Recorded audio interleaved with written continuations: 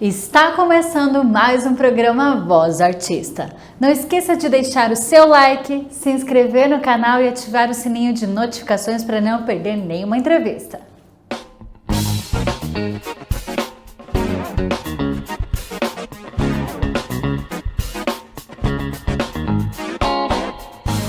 Na entrevista de hoje, vamos conhecer um pouco da história e carreira do músico Gustavo Toscano.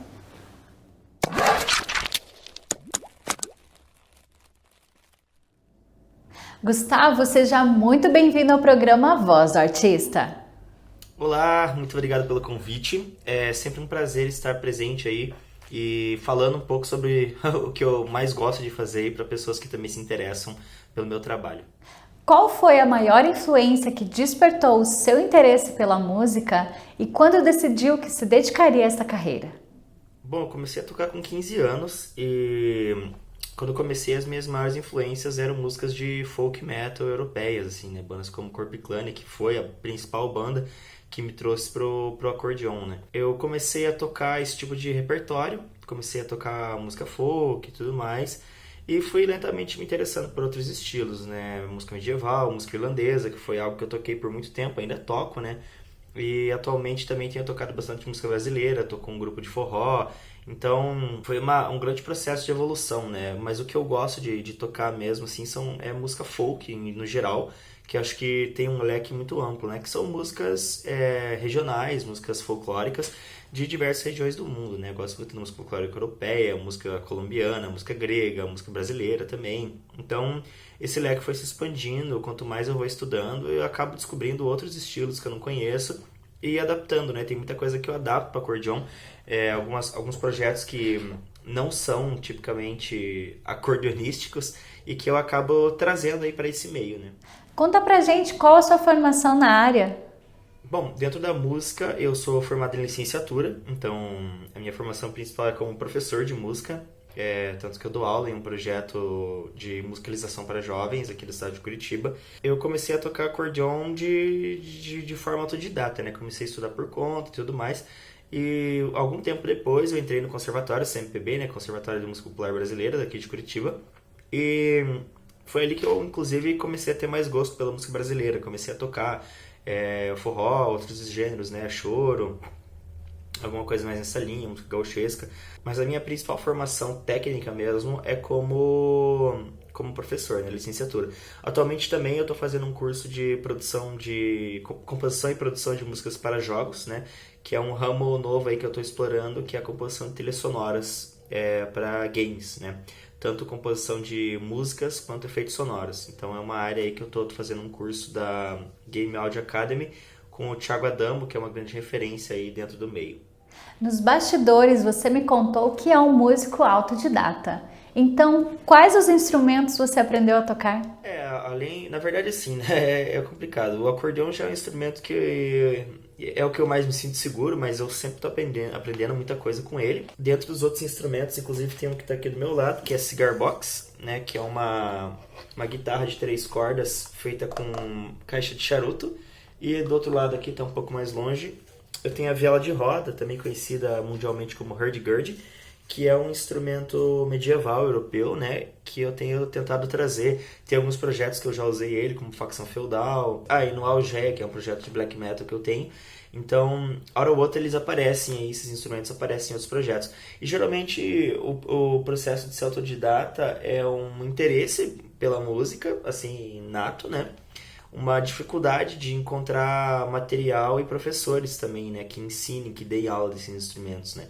Então, a viola de roda mesmo, há muito tempo atrás eu fiz algumas aulas com a Heine Holtz, que é uma violista daqui de Curitiba, e depois comecei a estudar para um método da The Ring Musket, que é de viola de roda, né. Mas geralmente são instrumentos que não são tão comuns do Brasil, em Curitiba. A viola de roda, apesar de Curitiba ser uma cidade que tem vários violistas, mas a gente não tem uma lógica de estudo tão aprofundada no sentido de ter professores disponíveis e aptos para estar ensinando esses instrumentos, né?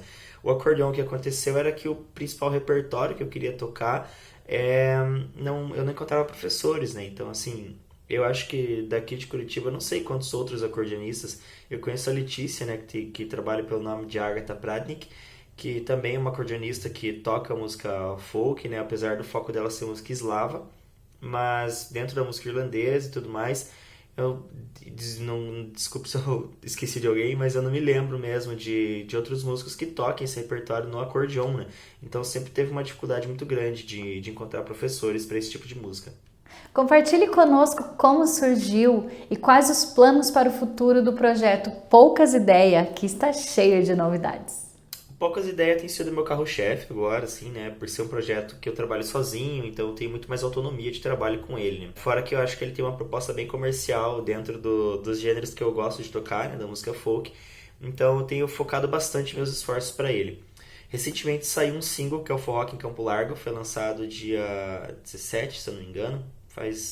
Não me lembro agora, mas foi esse mês de setembro. Foi lançado um single e tem 2 EPs que estão sendo trabalhados de forma conjunta, né? Os 2 estão gravados já. Eu tô meio que no processo de regravar algumas coisas que eu não gostei, fazer os ajustes, passar para mixagem, né? A parte da produção mais técnica, que é o EP Folk, Cachaça e Anarquia, que tá com uma arte de capa já pronta também, que foi feita pelo John Alax, que é um tatuador aqui do estado de Curitiba e já fez várias capas para bandas aí do cenário underground, principalmente.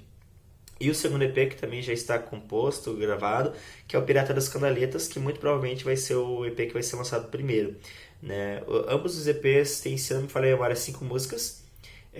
São músicas autorais e algumas versões também, né? O Folk, Cachaça e Anarquia tem 2 versões. Uma versão do Bicho do Paraná, do João Lopes, que era um amigo meu, um cara que eu considero muito, foi uma grande influência musical para mim. E uma versão do Coxsparrer, que é uma banda de punk inglesa que eu gosto pra caramba também. E o Pirata das Canaletas tem uma versão da canção tradicional Weatherman, que é uma canção de trabalho de marinheiros. Eu fiz uma versão traduzida dela.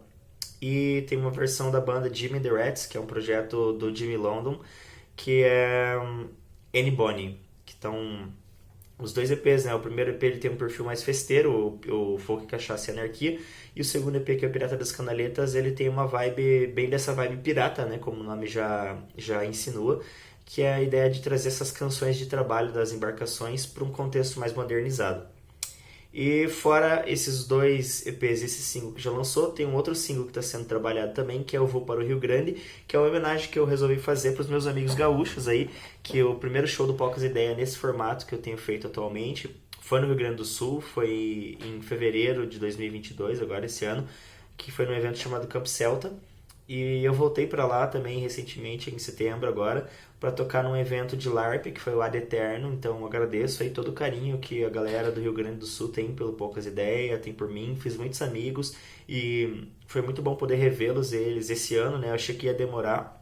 Inclusive pintou um terceiro convite para voltar em outubro, só que acabou coincidindo com uma data que eu já tenho aqui na cidade e não poderia estar presente. Mas é sempre bom, né? Fiz muitos amigos lá, tem alguns projetos musicais nascendo também com esse pessoal que é de lá. Então tem bastante coisa aí que tá... Acompanha as redes sociais aí que tem muita coisa quente chegando. Gustavo, agora fale um pouco dos seus outros trabalhos individuais e coletivos. Olha, tem bastante coisa, hein? Atualmente, eu tô, fora Poucas Ideias, eu tô bem empenhado com o Forró Curiango, que é um quinteto de forró. A gente tem feito forró de quinta a cada 15 dias na Casa Verde Cultural. Tem também o Partidianos, que é uma banda de folk punk que a gente tá tentando voltar ativa, né? Fazendo alguns ensaios. A banda já tá tocando em alguns eventos aí, só que de forma um pouco mais... com a formação um pouco mais móvel, né? A gente geralmente vai com quem tem, porque é uma banda bem grande, nós estamos acho que em 7 membros, então é meio complicado conciliar a agenda de 7 adultos, né, hoje em dia. Aí tem outros projetos solos meu, né, que é o Algeia, um projeto de black metal que eu lanço material com bastante frequência. Atualmente não tem tanta coisa vindo, é um projeto que eu tô deixando meio em stand-by, que é uma coisa meio hobby. E um projeto que também é bastante ativo é o Desperation, que é o meu projeto para trilhas sonoras, né? Eu uso ele meio como um portfólio e um laboratório, assim. É um projeto de música eletrônica, só que a cada álbum eu meio que mudo o perfil, né? E quando eu falo música eletrônica, não é necessariamente questão de música eletrônica de balada, esse tipo de coisa, né?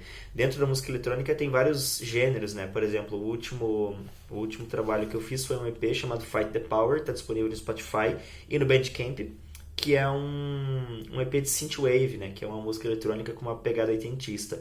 Tem o, né, que é muito diferente do primeiro lançamento dele, que foi o Abandoned Church e o Streets of Baskerville, que são dentro da vibe do Dungeon Synth, que é um negócio um pouco mais escuro, né, uma música um pouco mais dark, né, que a gente chama do dark ambient, que é uma música ambiente mais pesada, assim, no sentido de denso, tem mais a ver com uma atmosfera sombria, né, uma vibe nessa linha. Que também é diferente do outro lançamento, que é o Vira-Latas do Caribe, que tem uma pira um pouco mais aventura, mais épica, né. Fora esses projetos, eu tenho também o Decadência, que é um duo de punk, que eu uso o acordeon com uma distorção de guitarra, canto, e daí tem o Gabriel que faz a bateria. E ele tem aí um perfil que é um pouco mais pesado, já é outra proposta de som, né, voltado para o cenário underground de curitibano. Então, são vários perfis diferentes aí, um único músico. Sobre histórias de bastidores, quais as situações mais curiosas e até mesmo engraçadas que você vivenciou em sua carreira? Nossa, histórias tem várias. Eu acho que essa viagem para o Rio Grande do Sul foi uma história muito boa, porque a gente viajou de Kombi para o Rio Grande do Sul, né? E nós fomos em 4 pessoas. E eu passei a madrugada dirigindo e a gente levou acho que umas 17 horas para chegar. A gente chegou lá, a gente saiu na sexta-feira, final de tarde, chegou 8 horas da manhã. Aí eu pensei, poxa, eu não vou dormir, né? A gente já começou a festar, foi beber vinho no Rio, 8 horas da manhã. Assim, acho que todo mundo deve ter pensado que a gente era meio louco. E com Decadência tem algumas histórias boas também. Toda vez que a gente vai tocar em Santa Catarina dá alguma coisa errada. A primeira vez que a gente tocou em Santa Catarina foi num festival em Rio Negrinho. Eu cheguei lá, o carro ferveu e a gente voltou de guincho depois do festival. Teve outra vez que a gente foi tocar em Santa Catarina, que foi em Jaraguá do Sul, e eu passei num outro bar antes para pegar um pedestal de microfone que um membro de uma outra banda minha tinha esquecido num outro show em Jaraguá do Sul. Aí eu parei num lugar e eu não vi que era uma ciclovia. Aí parei na ciclovia, tomei uma multa, eu fiquei tipo 30 segundos, foi tempo de eu parar, descer, pegar o pedestal e sair, fui multado. Outra vez a gente foi tocar em Santa Catarina, foi em Joinville também, o carro ferveu, a gente teve que ficar um dia a mais lá pra consertar. Então, nossa, eu acho que assim, o trabalho de músico reserva muitas histórias, porque são muitas situações improváveis que a gente passa assim nesse dia a dia. Se pudesse voltar no tempo, com qual artista você gostaria de dividir o palco e por quê? Nossa, eu acho que são muitos artistas mesmo. Eu acho que dois que eu separo aí são talvez Luiz Gonzaga e o Dominguinhos, né? Por questões óbvias, são grandes expoentes da música nordestina, duas pessoas pela qual eu tenho uma grande admiração musical e duas grandes influências, né, para mim como músico. Então, acho que com certeza poder dividir o palco com eles seria uma situação extraordinária, assim.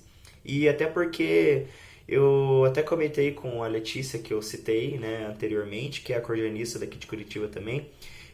Quando eu toquei com ela, foi uma das poucas vezes que eu tive a experiência de tocar junto com outro acordeon. Então, assim, é muito raro eu poder tocar o repertório que eu gosto, né? O repertório que eu tenho mais experiência, poder tocar ele com outros acordeonistas. Então, nossa, acho que se eu pudesse ter essa oportunidade e com 2 acordeonistas ainda, como era o Luiz Gonzaga e o Dominguinho, seria uma experiência, nossa, incrível demais, né? Gustavo Toscan, muito obrigada por sua entrevista. Foi um prazer tê-lo em nosso programa e conhecer um pouco mais do seu trabalho. Eu que agradeço o convite, como eu já disse no começo, eu acho sensacional quem faz esse tipo de trabalho, de estar buscando os artistas, né? Artistas locais, principalmente, e acima de tudo, porque são veículos que a gente precisa para estar divulgando o nosso trabalho, né? Artista independente, é realmente independente, né? A gente grava, a gente se produz, a gente fecha agenda, a gente faz tudo. Então, assim, saber que o nosso trabalho está sendo bem recebido e está gerando interesse da mídia, né, ainda mais da mídia local, da mídia independente, da mídia que seja, eu acho que é uma satisfação sem tamanho. Então, realmente, muito obrigado pelo convite, tá? Foi um prazer imenso poder responder e trazer um pouco mais. E claro, né, lembrando sempre que a gente está sempre aí de portas abertas. Se quiser entrar em contato, manda mensagem, né? Tem no Instagram pessoal ou no Instagram de qualquer uma das bandas, que a gente está lá 100% disposto a estar respondendo e estar interagindo com vocês, porque, né, a gente faz o nosso trabalho para o público. Se não fosse o público, se não fosse as pessoas que se interessam pelo que a gente faz, a gente seria ninguém, né, tocando pro nada. Então, muito obrigado mesmo. Agradecemos ao nosso grande parceiro Nino Alves Cabeleireiros pelo look de hoje. Um beijo, Cult, e até o próximo vídeo.